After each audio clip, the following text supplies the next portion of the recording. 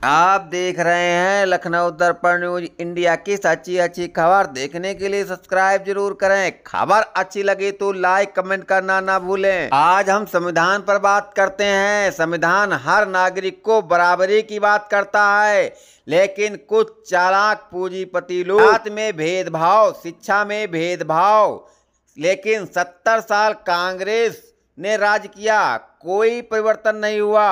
अब बीजेपी सरकार चल रही है, लेकिन कोई परिवर्तन नहीं हो रहा है। इस मुद्दे को लेकर कुछ वकीलों ने हाई कोर्ट में मुकदमा डाल दिया है। सरकार को इस पर संज्ञान लेना चाहिए। मजदूर का बच्चा मजदूर, किसान का बेटा किसान, पूंजीपति का बेटा पूंजीपति।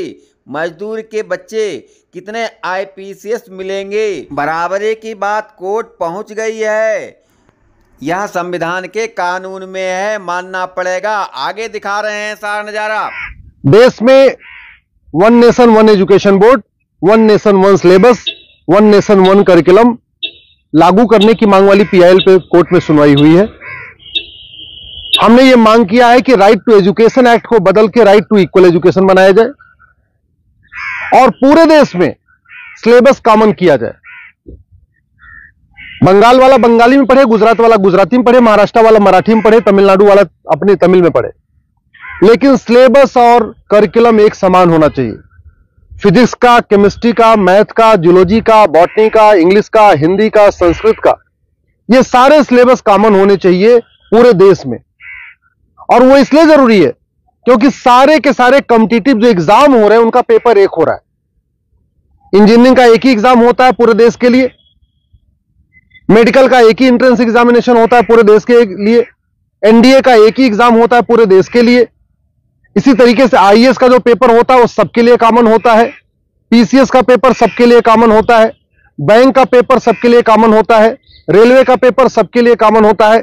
और अब तो यूनिवर्सिटी में एडमिशन के लिए कॉमन जो सीयूईटी हो रहा है वो भी सबके लिए एक पेपर कॉमन है। अब जब एंट्रेंस एग्जामिनेशन का पेपर एक है तो फिर अलग अलग सिलेबस क्यों पढ़ाया जा रहा है? सीबीएसई कुछ अलग पढ़ा रहा है, आईसीएसई कुछ अलग पढ़ा रहा है, यूपी बोर्ड अलग पढ़ा रहा है, बिहार बोर्ड अलग पढ़ा रहा है, बंगाल बोर्ड अलग पढ़ा रहा है। और सारी पढ़ाई करने के बाद जब बच्चा जाएगा एग्जाम देने, उसके लिए सबके लिए एक पेपर होगा। अगर पेपर सीबीएसई के पैटर्न पे सेट होता है तो बाकी स्टेट बोर्ड वालों को इक्वल अपॉर्चुनिटी नहीं मिलती।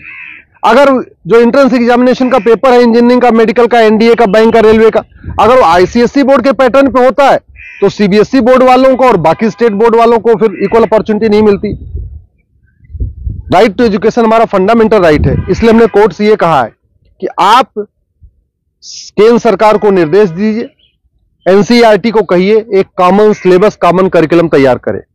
आज की डेट में जो नवोदय स्कूल है वो पूरे देश में उसका सिलेबस कॉमन है, जो आपका केंद्रीय विद्यालय है उसका सिलेबस भी कॉमन है।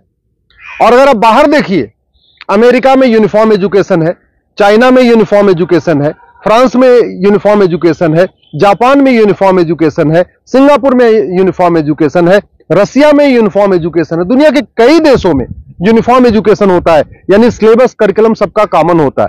हमारे देश में सिलेबस अलग अलग चल रहे हैं, करिकुलम अलग अलग चल रहे हैं। इसके कारण बच्चा कितना भी अच्छा हो पढ़ने में, बिना कोचिंग के वो इंजीनियरिंग क्वालिफाई नहीं कर पाता। क्योंकि वो यूपी बोर्ड का बच्चा कितना भी अच्छा हो एक्सपर्ट पढ़ने में, लेकिन पेपर जो सेट हुआ वो तो सीबीएसई के पैटर्न पे हुआ, तो फिर वो क्वालिफाई नहीं कर पाता। अल्टीमेटली उसको कोचिंग करना पड़ता है। और मैंने ये भी कोर्ट को कहा है कि ये कोचिंग माफियाओं के दबाव में ही वन नेशन वन एजुकेशन लागू नहीं हो रहा है। कोचिंग माफिया इतने पावरफुल है, इनका लगभग 5 लाख करोड़ रुपए का कोचिंग का बिजनेस है हर साल का।